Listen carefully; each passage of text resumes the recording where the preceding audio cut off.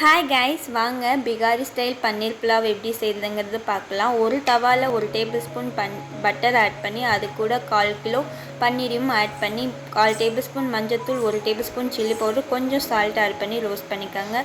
குக்கரில் 2 table spoon oil ஊற்றி அதில் பட்டை, கிராம்பு, பிரிஞ்சி இலை, ஏலக்காய் 3 ஆட் பண்ணிக்கோங்க. 1 டேபிள் ஸ்பூன் மல்லித்தூள், 1/2 table spoon chilli powder, 1/4 table spoon மஞ்சத்தூள் ஆட் பண்ணி நல்லா வதக்கிடுங்க. அது கூட 2 க்ரீன் சில்லி ஆட் பண்ணிக்கோங்க. கேரட்டு, பச்சை பட்டாணி, பீன்ஸ் இருந்தால் கூட ஆட் பண்ணிக்கலாம். அது கூட ஒரு தேவையான அளவு உப்பு, கொத்தமல்லி, புதினாவையும் ஆட் பண்ணிக்கோங்க. 1/2 டேபிள் ஸ்பூன் இஞ்சி பூண்டு பேஸ்ட்டையும் ஆட் பண்ணி நல்லா வதக்கி விட்டுருங்க. அதுக்கப்புறமா ஊற வச்சுருந்த பாஸ்மதி ரைஸையும் ஆட் பண்ணி நம்ம ஃப்ரை பண்ணி வச்சுருந்த பன்னீரையும் ஆட் பண்ணிக்கோங்க. இது கூட 1/2 டேபிள் ஸ்பூன் தயிரையும் ஆட் பண்ணி நல்லா வதக்கிடுங்க.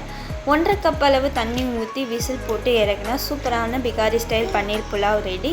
இது கூட ஆனியன் ரைத்தா வச்சு சர்வ் பண்ண செம்மையாக இருக்கும். நீங்களும் இதை வீட்டில் ட்ரை பண்ணி பாருங்கள். உங்களுக்கு பிடிச்சிருந்தா லைக் பண்ணிக்கோங்க. Bye friends.